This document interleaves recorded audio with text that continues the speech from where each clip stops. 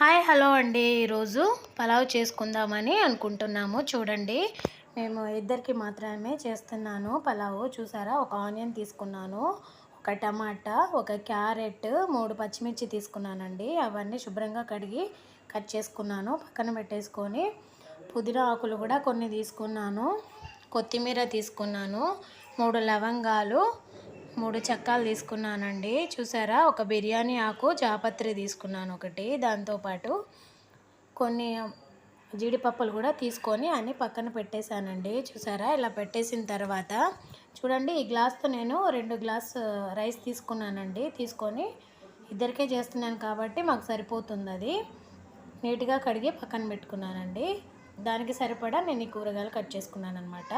చూసారు కదా, ఇప్పుడు అవి పక్కన పెట్టేసి ఒక కడాయి తీసుకొని ఆ కడాయిలో కొంచెం నెయ్యి వేసుకొని మనకు రైస్కి ఎంత అయితే సరిపోతుందో అంత ఆయిల్ వేసుకోవాలన్నమాట. చూసారు కదా, అది హీట్ అయిన తర్వాత మనం కట్ చేసి పెట్టుకున్నాం కదా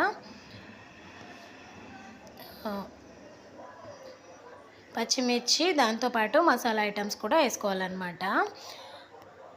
ఆనియన్స్, క్యారెట్ కూడా వేసుకొని ఫ్రై చేస్తూ ఉండాలన్నమాట. కొంచెం ఫ్రై అయిన తర్వాత మనం జీడిపప్పులు కూడా ఉన్నాయి కదండి, అవి కూడా వేసుకొని ఫ్రై చేసుకోండి. చూసారు కదా, జీడిపప్పులు కూడా వేసాను. ఇలా ఫ్రై అయిపోయిన తర్వాత మనం శుభ్రంగా కడిగి పెట్టుకున్నాం కదా పుదీనా ఆకులు కూడా ఇందులో వేసుకోవాలండి. వేసుకొని ఇలా ఫ్రై చేసుకోవాలన్నమాట. పచ్చివాసన పోయే వరకు ఫ్రై చేసుకోవాలి పుదీనా ఆకులు కూడా. అందులోనే టమాటాలు కూడా వేసుకోవాలండి. టమాటాలు కూడా ఫ్రై అయిపోయిన తర్వాత అల్లం వెల్లుల్లి పేస్ట్ ఉంటుంది కదా, అల్లం వెల్లుల్లి పేస్ట్ వేసి పచ్చివాసన పోయే వరకు ఫ్రై అవుతూ ఉండాలన్నమాట. ఆయిల్లో ఇలా ఫ్రై చేస్తూ ఉండాలండి. దాని తర్వాత కొత్తిమీర ఉంది కదండి, కొత్తిమీర కూడా ఇందులోనే వేసుకుందాం. వేసుకున్న తర్వాత సాల్ట్ కూడా వేసుకోండి. సాల్ట్ వేసుకున్న తర్వాత కొంచెం ఫ్రై అవుతుందండి. చూడండి, ఇలా ఫ్రై చేసిన తర్వాత ఇందులోనే సాల్ట్ వేసుకోవాలండి. చూసారు కదా, సాల్ట్ వేస్తాను. సాల్ట్ వేసిన తర్వాత ఒక 2 మినిట్స్ ఇలా ఫ్రై చేస్తే సరిపోతుంది. ఇందులో ఇప్పుడు మొత్తం ఫ్రై అయిపోయింది కదండి. మనం గ్లాస్తో రైస్ తీసుకున్నాం కదా, అదే గ్లాస్తో నేను 2 గ్లాస్ తీసుకున్నాను కాబట్టి రైస్ 4 గ్లాస్ ఆఫ్ వాటర్ వేస్తున్నాను. చూడండి, ఈ గ్లాస్తో 4 గ్లాస్ వాటర్ పోసి ఉడకనియాలి. చూడండి, ఇలా పెట్టేశాను కదా.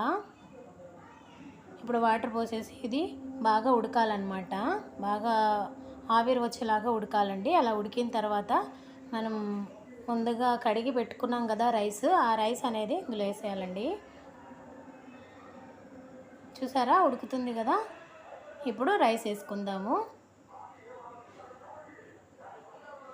ఇలా రైస్ పెట్టుకున్న తర్వాత ఒక 5-10 మినిట్స్లో రైస్ అయిపోతుందండి. చూసారు కదా, ఇలా ఒకసారి కలుపుకొని క్యాప్ పెట్టేయాలి. చూసారు కదా, రైస్ అయిపోయింది. ఎంతో టేస్టీకరమైన పలావ్ రెడీ అయిపోయిందండి. దీని కాంబినేషన్లో నేను మటన్ కర్రీ చేశాను, అది వీడియో తీయలేదు నేను.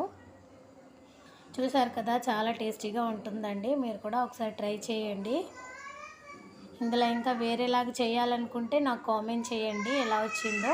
చూసారు కదా, పలావ్ రెడీ అయిపోయింది. దాంతోపాటు మటన్ కర్రీ, ఇదేమో పెరుగు పచ్చడి అన్నమాట. ఆనియన్ లెమన్ కట్ చేసి పక్కన పెట్టుకున్నానండి. చూసారు కదా, సండే స్పెషల్ అని ఇలా చేసాం మేము. చూసారా, మటన్ కర్రీ, ఇది పెరుగు పచ్చడి అండి.